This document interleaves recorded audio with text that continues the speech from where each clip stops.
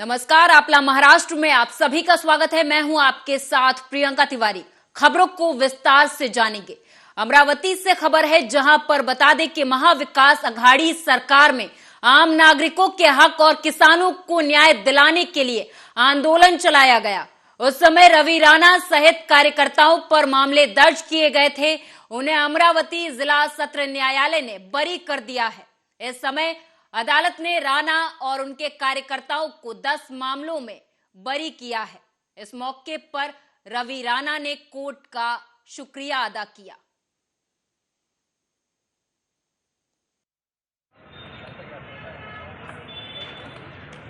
तेहतीस महिन्याच्या सरकारच्या काळामध्ये महाविकास आघाडीची सरकार होती।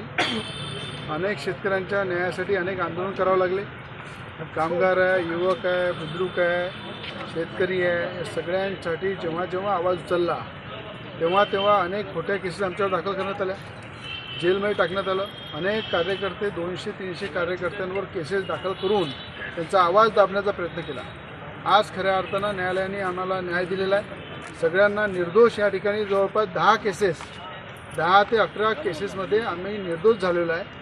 कारण की आम्हाला ज्या पद्धतीनं सर्वसामान्य जनतेचा आवाज उचलण्यासाठी जेव्हा त्यांच्या न्यायासाठी आम्ही लढलो, तेव्हा आमच्यावर जेव्हा खोटे गुन्हे दाखल केले, तेव्हा आम्हाला अनेकदा पोलिसांच्या माध्यमातून थांबवण्याचा प्रयत्न केला।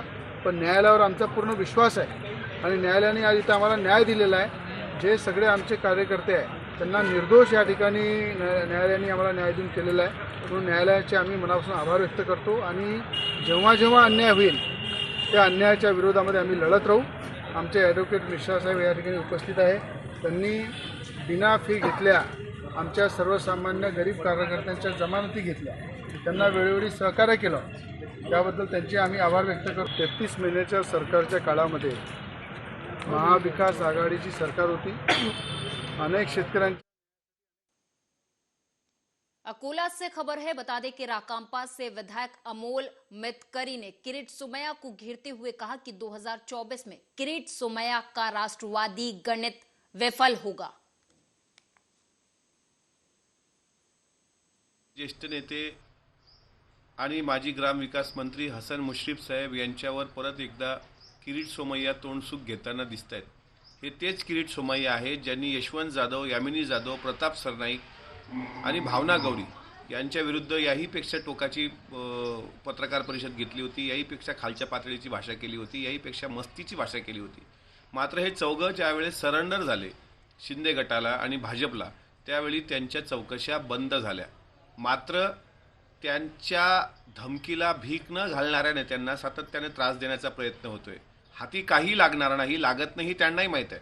अनिल देशमुखांना त्यांनी तसाच त्रास दिला, त्याच्यानंतर आपल्या नवाब मलिकांना त्रास दिला, त्याच्यानंतर संजय राऊतांना त्रास दिला। आज परत त्यांनी पंगा घेतलाय राष्ट्रवादी काँग्रेस पक्षासोबत। मी सोमय्याला सांगतो की जी मस्तीची भाषा तुम्ही करत आहात की आता परबांचा नंबर, नंतर मग मुश्रीफांचा नंबर, नंतर याचा नंबर, त्याचा नंबर, ही तुम्ही CBI, IT ह्या तुमच्या दावणीला बांधलेल्या सगळ्या संस्था आहेत। आणि एक लक्षात घ्या सोमय्या, यावेळी तुमचा नेम चुकलाय। कोल्हापूरच्या मातीशी जो नडतो त्याला कोल्हापूरची माती गाडते। तुम्ही चुकीच्या माणसासोबत पंगा घेतलाय। तुमची ती तोत्री जबान आहे, त्याला झणझणीत चपराक करवीरवासी देतील। शाहू भूमीच्या लाल मातीत तुमच्या पक्षासहित तुम्हाला नेस्तनाबूत केल्याशिवाय जनता राहणार नाही। 2024ची वाट बघा। किरीट सोमय्याचा पूर्ण त्याच्या पक्षासहित हिशेब चुकता राष्ट्रवादी कांग्रेस पक्ष केल्याशिवाय राहणार नाही। वर्धा से खबर है, बता दें कि जब से शिंदे फडणवीस सरकार आई है तब से आदित्य ठाकरे पहले दिन से ही एक अतिरिक्त संवैधानिक सरकार है, ये दावा कर रहा था। आदित्य ठाकरे के पिता की पोस्ट को कल असंवैधानिक करार दिया गया था। पार्टी प्रमुख का पद असंवैधानिक था। त्यांना विचारा ना, व्हॅलेंटाईन डे आहे। पण मुद्दा माझा असा आहे की सुप्रीम कोर्ट, माननीय सुप्रीम कोर्ट, माननीय हायकोर्टाला ज्या पद्धतीने योग्य वाटतं, जे कायद्यानुसार आहे, ज्या घटनेनुसार आहे, त्या पद्धतीने त्या तारखा पडणार। त्याच्यावर आम्ही बोलणं हे मला नाही वाटतं उचित आहे। आणि धनुष्यबाण हा मुळामध्ये बाळासाहेबांच्या शिवसेनेतच आहे. तर तुम्हाला समजलं ना. काल काय झालं, काल तो आदित्य ठाकरे जेव्हापासून हे सरकार शिंदे साहेब फडणवीस साहेबांचं सरकार आल्यानंतर बीजेपी शिवसेने सरकार पहिल्या दिवसापासून बोलतोय घटनाबाह्य सरकार आहे, घटनाबाह्य सरकार आहे. आता त्याच्या बापाचंच पद घटनाबाह्य काल ठरवलं.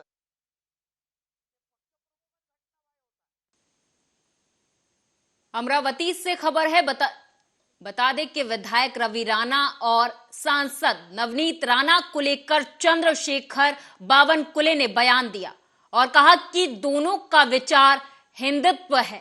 नवनीत राणा और रवि राणा को बीजेपी पार्टी में शामिल होना चाहिए और कमल पर लड़ना चाहिए। तुम्हाला वारंवार सांगतोय, मागच्या दहीहंडीतही सांगितलं, आत्ताही सांगितलं, खुल्या मनाने त्यांना आता भाजपनं समर्थन दिलं पक्षाचं. आमचा प्रयत्न असेल, आम्ही शेवटी आमचा पक्ष वाढवण्याकरता प्रयत्न करतो की उद्या नवनीत राणाजी असतील, रवी राणाजी असतील, यांनी कमळावर लढावं, राष्ट्रीय पक्षामध्ये यावं. ते राष्ट्रीय पक्षामध्ये काम करण्याचे योग्य आहे. त्यांनी हनुमान चालीसा आणि त्या ठिकाणी मोठ्या प्रमाणावर हिंदू संस्कृतीचं जतन करण्याचं काम केलं आहे. हिंदुत्वाबद्दल त्यांचे विचार परखड आहे आणि त्यामुळं समविचारी पक्षाच्या लोकांनी वेगळं मुंबई में कोरोना महामारी के दौरान सरकार ने लोक कलाकारों को 2 लाख का भुगतान स्वीकृत किया था, लेकिन अभी तक ये सहायता नहीं मिलने के कारण लोक नाट्य कलाकार मराठी परिषद ने मुंबई के आजाद मैदान में आमरण अनशन शुरू कर दिया है। लोक कलाकार मराठी परिषद के अध्यक्ष संभाजी राजे जाधव ने कहा कि कुछ प्रतिनिधि मंडल उनसे मिलने मंत्रालय गए थे और वहां चर्चा हुई थी और इसके बाद वे इस चर्चा के बाद अनशन तोड़ रहे हैं।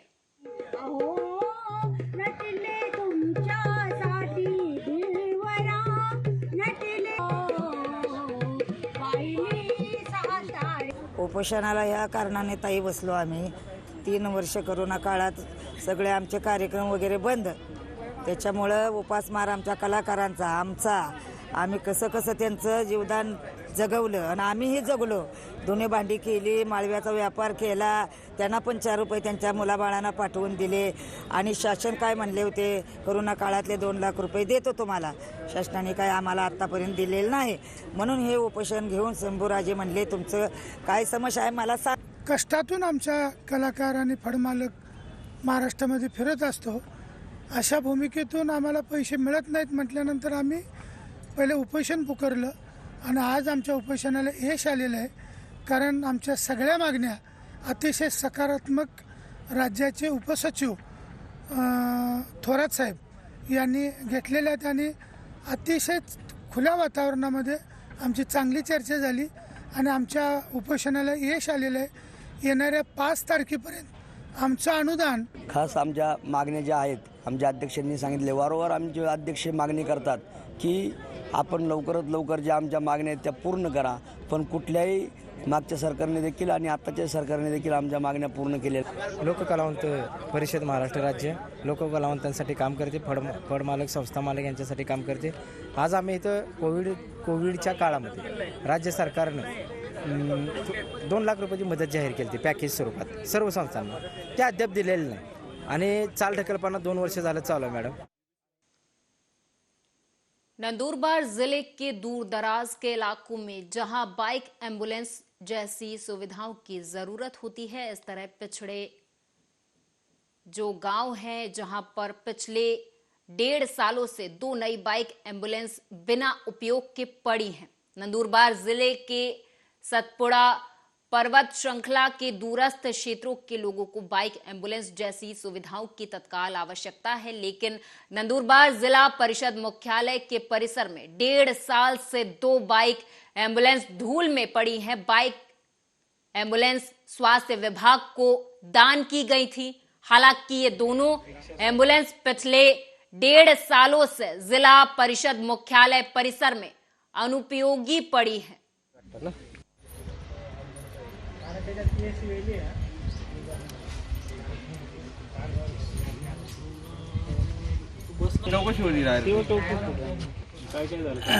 आपल्याला ज्या 2 बाईक ॲम्ब्युलन्स मिळाल्या होत्या त्या आपल्याला प्लॅन इंडियाकडनं मिळालेल्या आहेत. या बाईक ॲम्ब्युलन्समध्ये त्यांनी ॲसेसरीज चेंज केलेल्या आहेत, त्याला ॲसेसरीज लावलेले आहेत. या ॲसेसरीज लावल्यानंतर त्यांचं रजिस्ट्रेशन करण्यासाठी आवश्यक जे कागदपत्र असतात, जसं उदाहरणार्थ फॉर्म 17 आणि अजून एक कागदपत्र, ते कागदपत्र आपल्याला प्लॅन इंडियाकडून ज्यांनी आपल्याला बॅग दिले त्यांच्याशी वेळोवेळी. डोंबिवली में MIDC आवासीय खंड में 110 बड़े पेड़ों को सड़क कंक्रीटिंग के कारण काटना होगा, ऐसा प्रस्ताव कल्याण डोंबिवली नगर निगम प्रशासन के पास आया। इस बीच स्थानीय निवासी इन पेड़ों को नहीं काटने की मांग कर रहे और पेड़ों को काटे जाने का विरोध भी जता रहे हैं। निवासी विभागात आमच्या इथे 110 झाडं तोडणार असं आज आम्हाला कळलं आणि आमचं धावदळ आणलं. आम्ही लहानपणापासून झाडं लावा, झाडं वाचवा आणि झाडं वाढवा, तर या सगळ्या 3 स्लोगन्स ऐकता ऐकता आम्ही मोठे झालो आणि आज मात्र इथे एका फटक्यात आम्हाला 110 झाडं तोडा म्हणून सांगण्यात आलेलं आहे आणि तोडणार आहेत. का तर फक्त आमचे इथे रस्ते कॉन्क्रिटीकरण करणार आहेत, की जी आम्हाला अत्यावश्यक गोष्ट आहेच, परंतु आगीतून फोफाट्यात ही जी म्हटली जाते त्याप्रमाणे डोंबिवली MIDC विभागात सध्या कॉन्क्रीटीकरण रस्त्यांचं काम चालू आहे आणि ते काम हरकत नाही आम्हाला करायला, कारण ते रस्ते झालीच पाहिजेत. पण रस्ते करताना जे MMRDने ते काम हाती घेतलेलं आहे आणि NA कन्स्ट्रक्शन म्हणून कंपनीला त्या एक ठेकेदारा काम दिलं आहे. त्यांनी असा सर्वे केला आहे की रस्ते बनवताना 110 झाडं तोडावी लागतील. म्हणजे ठराविक रस्ते बनवणार आहेत ते निवासी विभागातले आणि त्याच्या 110 झाडं म्हणजे भरपूर. आता डोंबिवली MIDCमध्ये फार पूर्वीपासून प्रदूषण इतकं आहे की ठाणे में प्रताप सोसाइटी में समिति के पूर्व सदस्य और दादी के बीच विवाद खूनी हो गया।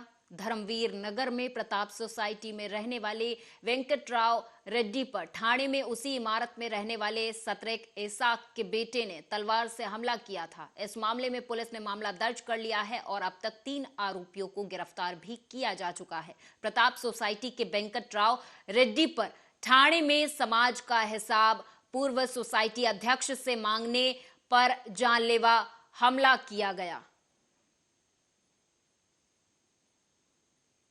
प्रताप सरनाइक का मिसेज और प्रताप सरनाइक और सैट्रिक हाईजैक का कुछ अंदर से साठगांठ है, उन लोग को पार्टी का करता है काम, तो उसके लिए पुलिस लोग एक्शन नहीं कर रहा है, आम आदमी को बहुत परेशानी कर रहा है। हम लोग सवेरे काम पे जाने के टाइम ऐसा मेरे बेबी लोग को भी गाली, बिल्डिंग में सबको तकलीफ दे रहा है, एक को नहीं है। वो चेयरमैन से हट गया तो कोई ना कोई कालाकांडी करता रहता है, किससे झगड़ा करता है और पुलिस लोग किसी को एक्शन नहीं लेते ज़्यादा और पुलिस लोग उनको कल सुबह मेरा हस्बैंड 4 बजे काम पे जाने के टाइम सैट्रिक आइजैक का छोटा लड़का मार्टिन आइजैक मेरा हस्बैंड को उनके साथ कोई तो दोस्त है तलवार से वार किए थे 4 बजे के टाइम। तभी उधर से वो कैसे तो भाग के आके वो घर पे आए। घर पे आने के बाद हम लोग देखे तो पूरा खून से थे। श्री प्रताप कोऑपरेटिव्ह सोसायटी आहे ही धर्मवीर नगर म्हाडाची कॉलनी आहे, तेथे आहे। सदर सोसायटीमध्ये ॲक्च्युली 2 गट आहेत, 2 गटामध्ये जरा वाद आहेत।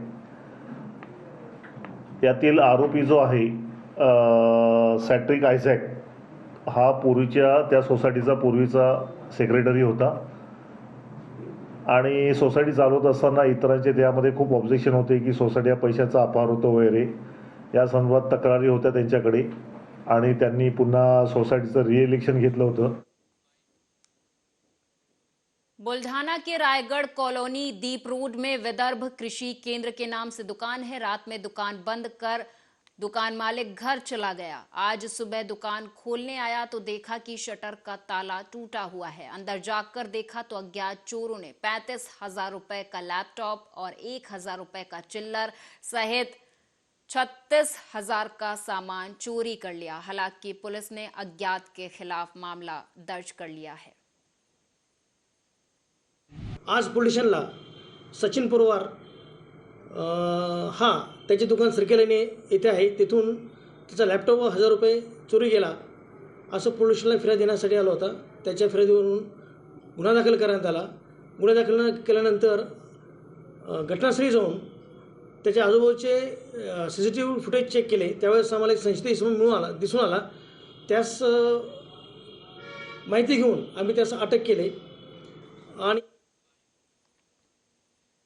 नंदुरबार से खबर है, जहां पर आपको बता दें कि 3 महीने की तुलना में मिर्च के भाव आधे रह गए, जिसकी वजह से किसान बेहद परेशान है। दरअसल मिर्च सीजन की शुरुआत में औसत 6 से 10 हजार रुपए क्विंटल का भाव अब 3500 से 5500 पर आ गया है। 3 माह में कीमत 2 से 3 हजार रुपए तक गिर गई है। ऐसे में किसान बेहद परेशान है। नंदुरबार मिर्च अगर के नाम से प्रसिद्ध है। एक महिन्याआधी मिरचीला 10,000 भाव होता आणि अवकाळी पावसामुळे तो भाव आता डायरेक्ट 4,000 वर येऊन थांबलाय। तर याच्यामुळे आमचं भरपूर नुकसान होतंय।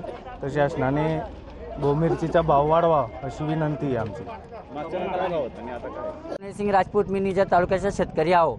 मी महिन्यापासून मिरची आणत आहो। मागच्या महिन्यामध्ये माझी मिरची गौरी म्हणून व्हरायटी लावली होती। ती मिरचीला भाव मला 9,700 800 असं भेटला। परंतु या 15-20 दिवसामध्ये व्यापारी कमी येतात, 4-5 व्यापारीच येतात आणि त्याच्यामध्ये आमचा भाव घसरला।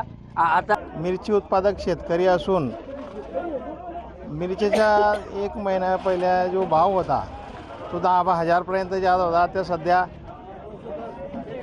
3,500 पासून तर 4,500 पर्यंत भाव जातोय। शेतकऱ्यांच्या असं बघायला गेलं तर अवकाळी पावसामुळे भरपूर प्रमाणात नुकसान झालेलं आहे। त्यामध्ये शेतकऱ्याला मजुरीमध्ये फटका बसतोय। कारण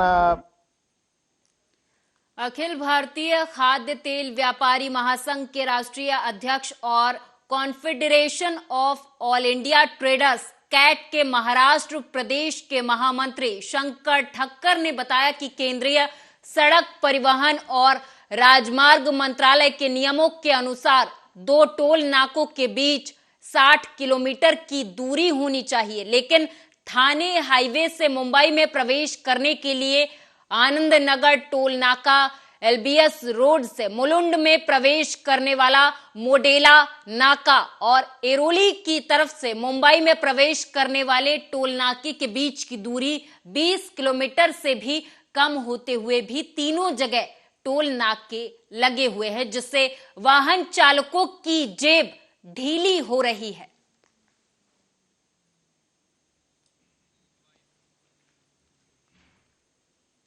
मुंबई के मरीन ड्राइव में एक इंसान समंदर में डूब रहा था। तभी वहां पर मौजूद मुंबई पुलिस के जवान ने समंदर में खुद कूदकर अपनी जान पर खेलकर उसकी जान बचा ली। बाकी पुलिस वालों ने बैकअप बुलाया और एम्बुलेंस से उसे नजदीकी अस्पताल पहुंचाया है।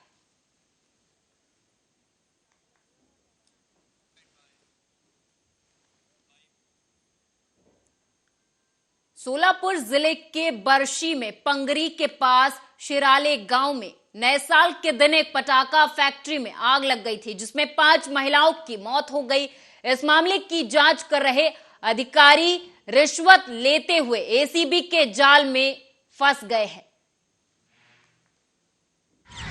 नवनाथ जयराम खुने, एपीआय प्रभारी अधिकारी Pangri police station, Sunil Bodamwad police शिपाई दप्तरी पांगरी पोलीस स्टेशन आणि खाजगी इसम हसन सय्यद यांच्याविरुद्ध 30,000 रुपयाची मागणी केलेली आणि 30,000 रुपये घेतल्याबद्दल यांच्यावरती लाचलुचपत प्रतिबंधक अधिनियमानुसार कारवाई करण्यात आलेली आहे। यातील तक्रारदार आहेत। हे तक्रार नवी मुंबई से खबर है, जहां पर आपको बता दें कि पुलिस आयुक्तालय यातायात विभाग के द्वारा आयोजित सड़क सुरक्षा सप्ताह 2023 का आयोजन किया गया। वाशी के सिडको प्रदर्शनी में इसका आयोजन किया, जहां पर पुलिस आयुक्त मिलिंद भरांभे के द्वारा इसका शुभारंभ किया गया।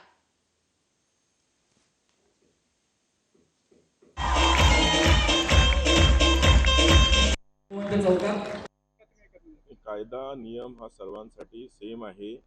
अगदी कुठलाही शासकीय निमशासकीय कर्मचारी अधिकारी असतील तरी सर्वांना नियम आणि कायदा सारखा आहे। किंबहुना कायद्यामध्ये प्रावधान आहे की तीच घटना निश्चितच कारण काय डेव्हलपमेंट एजन्सीज आहेत डेव्हलपमेंट रोड बनवणे, त्याच्यावर डिवायडर्स टाकणे, त्याच्यावर झेब्रा क्रॉसिंग करणे किंवा त्याच्यावर रिफ्लेक्टर्स लावणे, ह्या सर्व गोष्टी डेव्हलपमेंट एजन्सीजच्या। नवी मुंबई से रिक्शा चुराने वाले 4 लोगों के गिरोह को पुलिस ने गिरफ्तार कर लिया है। ये कार्रवाई नवी मुंबई क्राइम ब्रांच ने की है। पिछले 1 साल में अकेले नवी मुंबई से ही 150 से ज्यादा रिक्शे चोरी हो गए। इस मामले में नवी मुंबई पुलिस के हाथ कोई सुराग नहीं लगने से आरोपियों के द्वारा रिक्शा चोरी के अपराधों में इजाफा होता गया। अंत में नवी मुंबई के पुलिस आयुक्त मिलिंद ने क्राइम ब्रांच यूनिट को मामले की जांच के लिए एक विशेष टीम बनाने के आदेश दिए। आखिरकार पुलिस को बड़ी सफलता हाथ लगी है। पुलिस ने आरोपियों को गिरफ्तार कर लिया है। घडणारे जे गुन्हे आहेत शरीराविरुद्धचे आणि मालमत्ता विरुद्धचे, त्यांना उघडकीस आणण्याचं जसं चॅलेंज आमच्या पुढे आहे। शरीराविरुद्धच्या गुन्ह्यांसोबत मालमत्तेचे गुन्हे जे करतात त्याच्यामध्ये मोठ्या प्रमाणात चेन स्नॅचिंग, वाहन चोरी आणि घरफोडी या 3 गुन्ह्यांचं प्रमाण सगळ्यात जास्त आहे। संपूर्ण वर्षभरात 2022 मध्ये साधारणतः 164 रिक्षा चोरीचे गुन्हे आपल्याकडे घडले होते आणि ह्या वाढत्या गुन्ह्यांना आळा।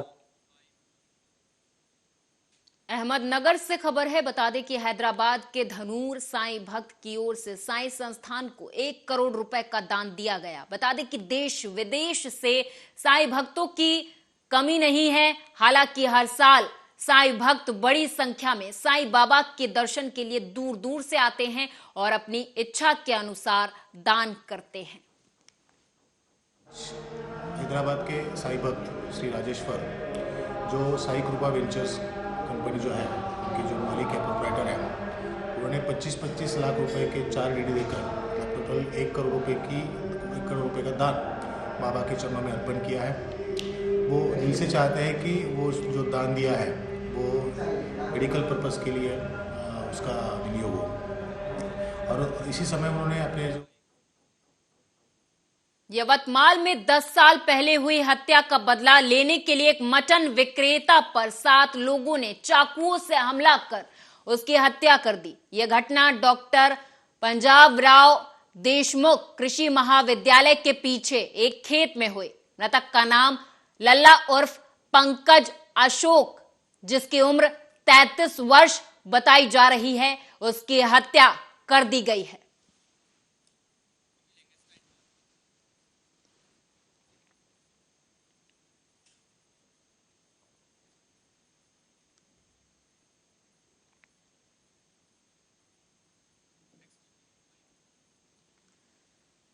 संभाजी नगर के वालाज इलाके में पीएनजी योजना के तहत 218 किलोमीटर लंबी गैस लाइन, जो गैस पाइपलाइन थी, उसमें गैस का रिसाव हो गया। वहीं गैस रिसाव के कारण वालाज क्षेत्र के गरीब नागरिकों के घर की दीवारें और फर्श बुरी तरह से क्षतिग्रस्त हो गई। इस नुकसान के लिए ठेकेदार की लापरवाही जिम्मेदार है, लेकिन संबंधित ठेकेदार स्थानीय निवासियों को मुआवजा देने में आनाकानी कर रहे थे। जैसे ही इन क्षतिग्रस्त निवासियों ने विपक्ष के नेता अंबादास दानवे के समक्ष अपनी शिकायत पेश की, अंबादास दानवे ने तुरंत घटनास्थल का दौरा किया और एक पल की देरी के बिना घटना का निरीक्षण किया। वहीं संबंधित ठेकेदारों को तुरंत बुलाकर हर्जाना भरने के आदेश दे दिए हैं।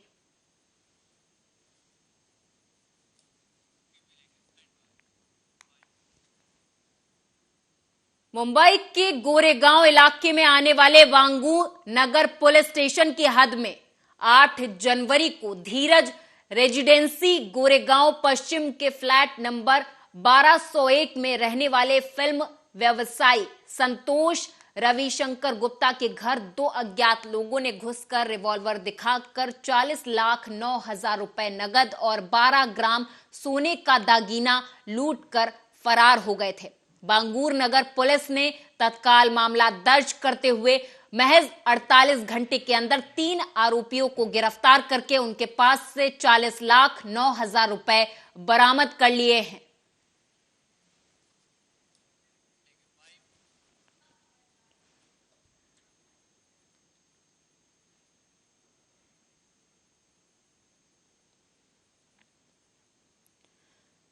चंद्रपुर से खबर है। मंत्री सुधीर मुनगंटीवार के पूर्व निजी सहायक अजय धवने को पीटने का एक वीडियो सोशल मीडिया पर जमकर वायरल हो रहा है, जिसमें शिक्षित बेरोजगारों को नौकरी दिलाने का झांसा देकर लाखों रुपए लेने का आरोप है। इस वीडियो ने हालांकि सनसनी मचा दी है। नौकरी दिलाने के नाम पर पिटाई करने वाले पीड़िता से 13 लाख रुपए लेकर फरार हो गए।